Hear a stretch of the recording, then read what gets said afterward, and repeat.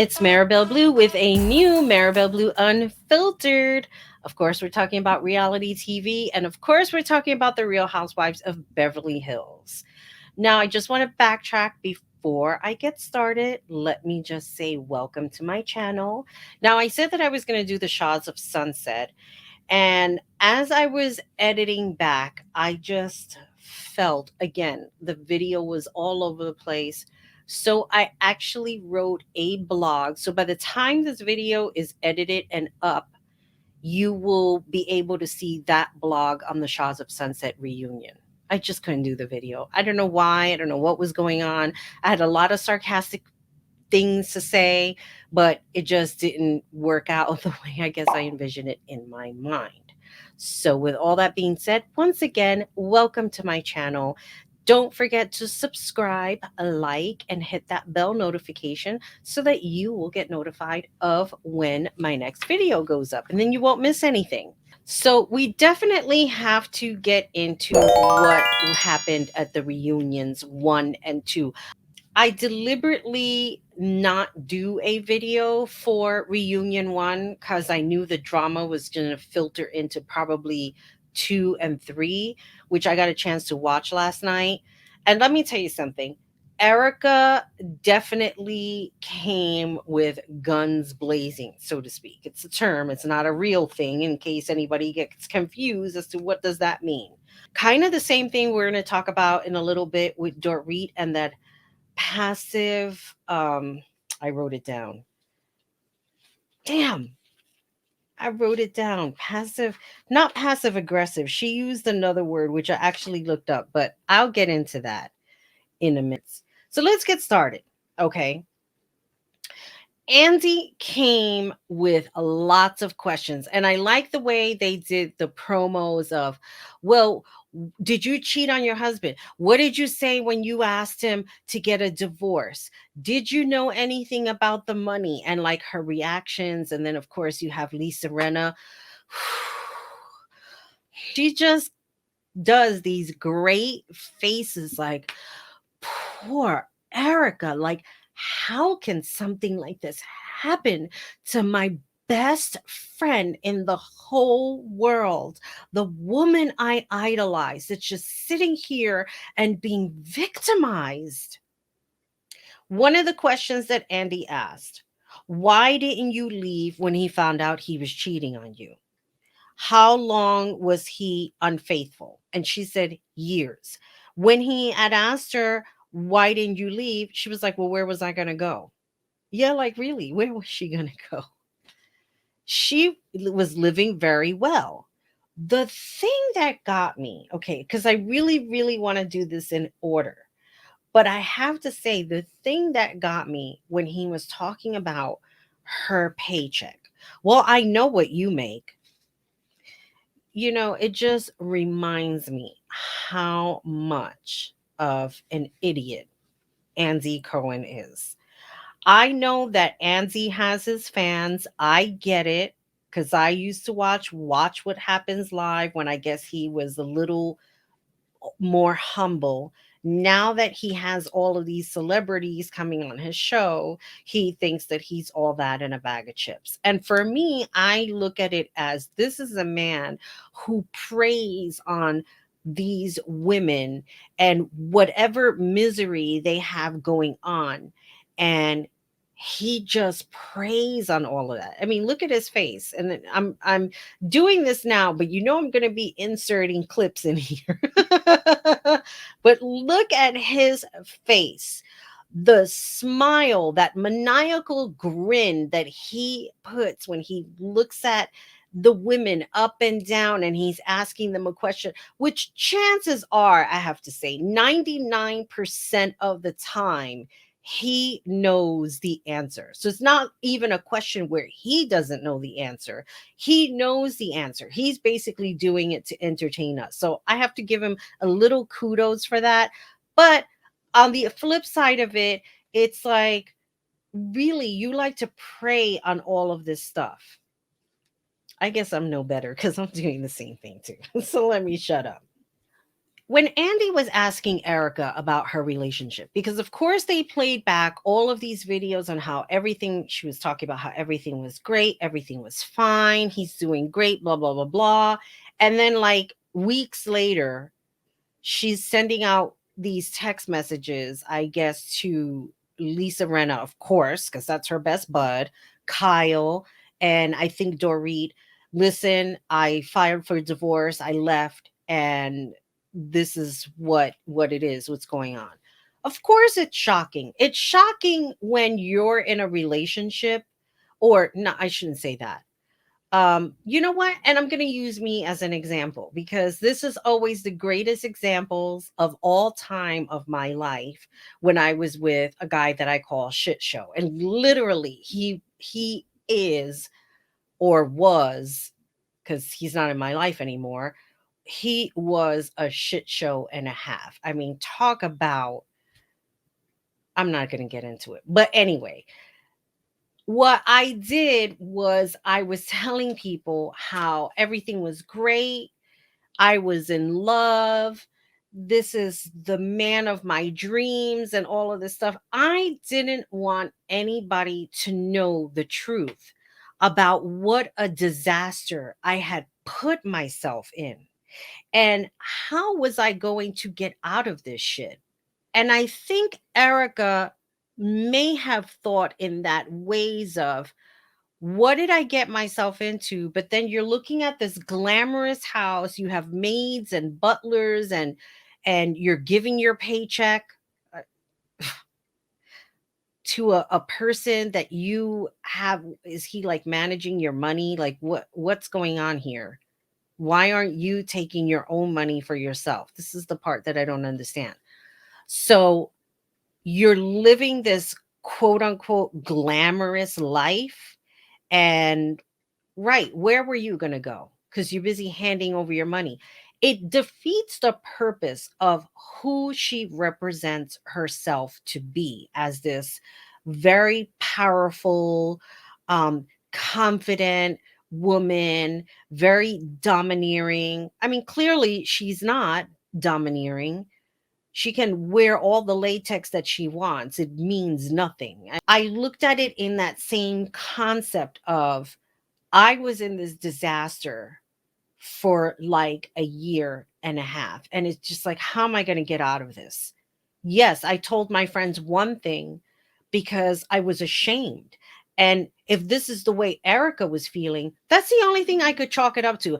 It's the only way I could relate and make sense as to why she stayed in the relationship for all those years. Now, thankfully for me, I was smart enough and not to spend 20 years with somebody who was just going to bring me down. I probably wouldn't be as happy as I am now because when I was with him, I was completely miserable. But like I said, I was afraid to tell people what was going on in my life because I didn't want them to say, "Oh, wow, like you messed up." Basically, that was the shame of it. So, if Erica stayed in it, part of shame or what have you, this was the thing that I was making in my notes. But then it's just like, well, then you really stayed because you were handing over your money to this man. So was there kind of like a deal made where he said, "Well, if you're going to live this lap of luxury, you have to give me like your earnings." It's kind of like a church thing, you got to give 10% of your paycheck. That's bullshit. Like, I'm not giving 10% of anything that's not giving me back in the end. So that was another thing that really was disturbing. Like, why are you giving this man your paycheck? And this whole thing of, when she was doing the last reunions and Andy was like, "Oh, well, what did Tom think of you in Chicago?" And she was like, "Well, he didn't get a chance to make it." And Andy is like, grabbing his pearls. What? Like, Tom wasn't there? I know Andy Cohen knew that Tom didn't go there. Let me tell you something. I really believe that Andy Cohen knows a lot more than what he lets on to be or leads on to be. Whatever. Basically, when Andy threw out that whole thing about asking, a fan was asking, like, you spent all of this time, why did you lie? Blah, blah, blah. And she was like where was she going to go, like she really didn't answer the questions. It was more like Erica has really placed herself in this position where she was a victim too, because she gave her money to Tom. I'm very confused. How are you a victim? Like, you willingly handed your paycheck to somebody and then didn't have bank accounts under your name. How does one live? This is something that still baffles me. Like, even after watching it last night, I still have questions like, how on earth does this happen? Telling her things that didn't make her feel good about herself, that she really just sat back and said, yeah, I'm never going to really find anybody else. I'm not going to live this high life of being in this beautiful house. I'm not going to have somebody just writing checks away so that I could go and perform at a dive bar in Manhattan. Like, what is it? Just come out and tell the truth. But the thing is like, we're never going to hear the truth from Erica. Erica has been on this show for 6 years. And for 6 years, what do we really know about her? Other than what she decides to put out there. Because remember, Erica's attitude is you're on a need to know basis. Not that you get this inside details. When she was writing her book or whatever, when that book company, and that was another thing.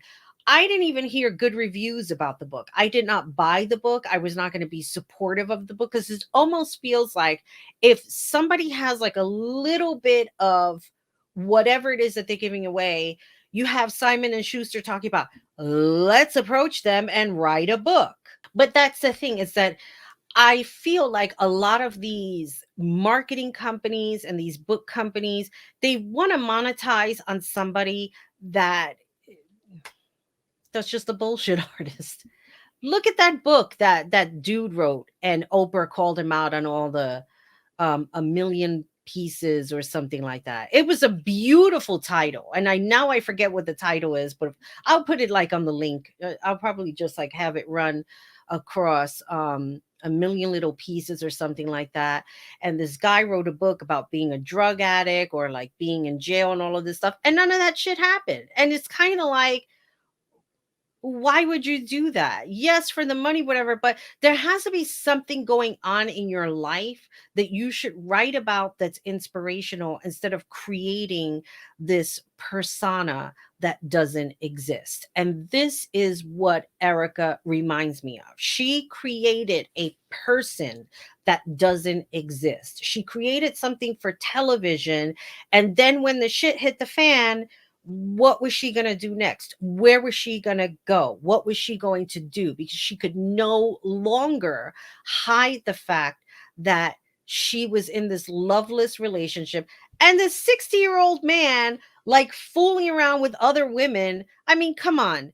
Let's not pretend here and think that Tom was some kind of a Tom Selleck going around like being with different women and they were just fawning all over him.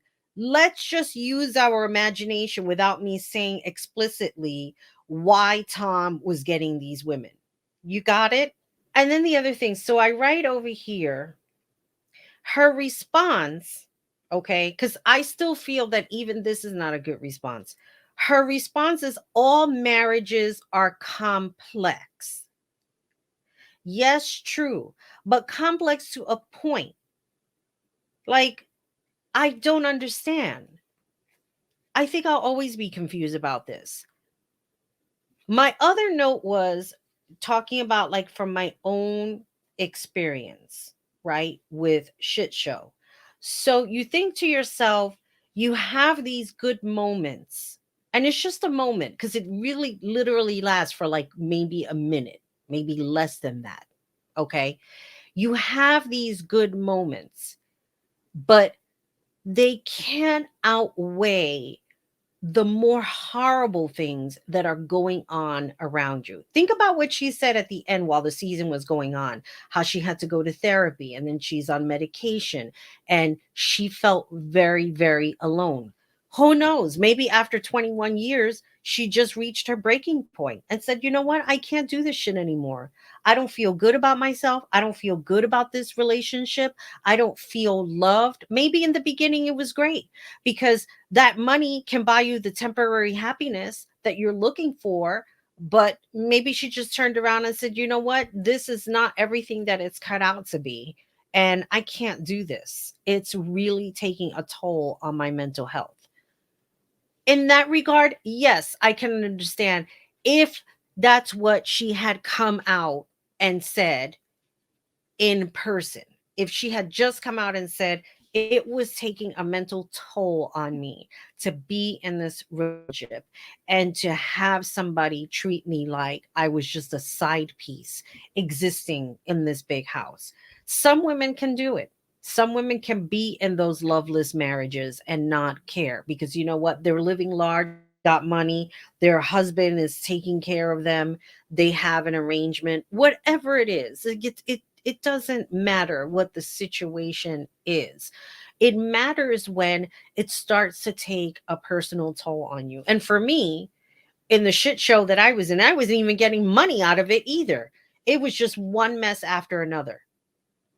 And those tiny good moments where maybe I had a good laugh or maybe he made me laugh or he made me feel good about something, they were not bigger than the whole mess that I was in.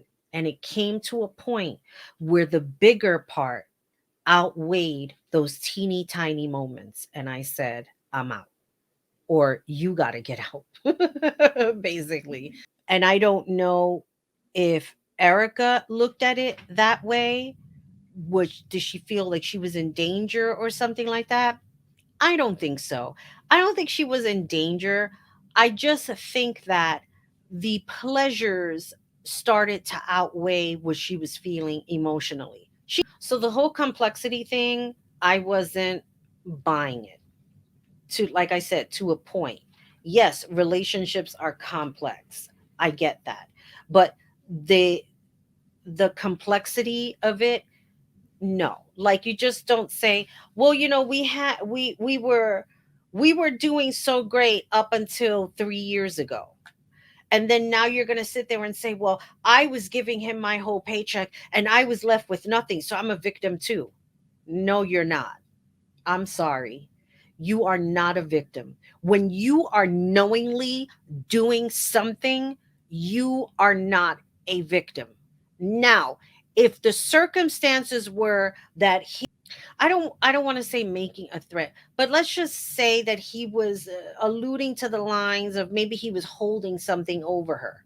If you don't give me your money, this is going to happen. And then maybe she was in that position.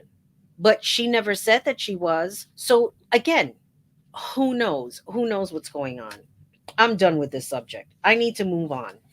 And the other thing that she mentions about Tom's memory, right? Because now he's in a memory home. I don't know what that is, but okay. Um, and she talks about she had blamed Tom's behavior on his memory and the things that was going on with him. That he was like, I forget what term she used, but it's just like he kept repeating himself the same thing over and over and over again. So there was a comment that Erica had made here. And I put, yes, Erica is right. Shit happens with money. Take, for example, Bernie Madoff.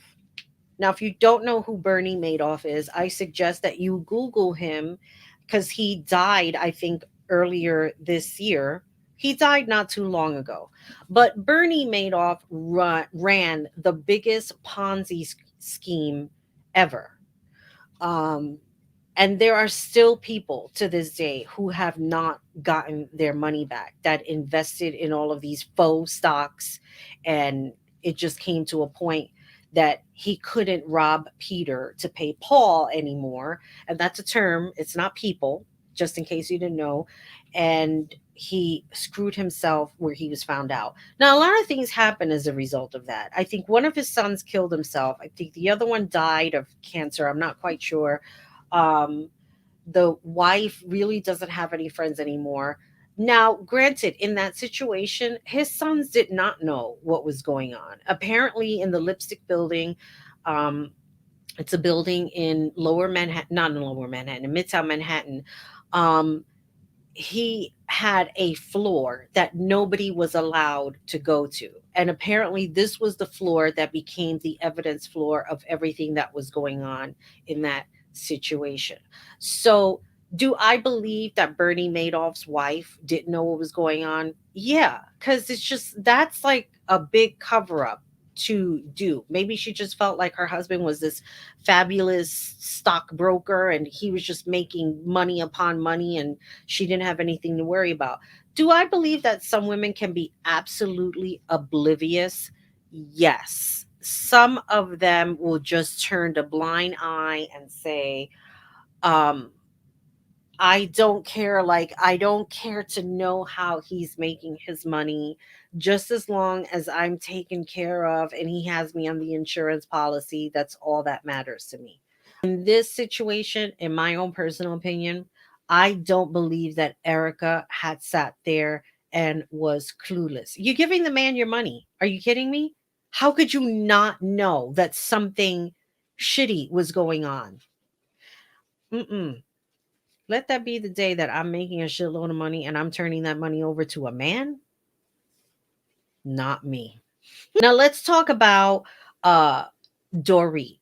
And this is I modeled my hair because Dorit wore this hairstyle on an episode, I forget which one.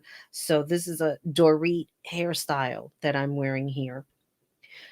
So Dorit and Garcelle had a little bit of a tit for tat going on.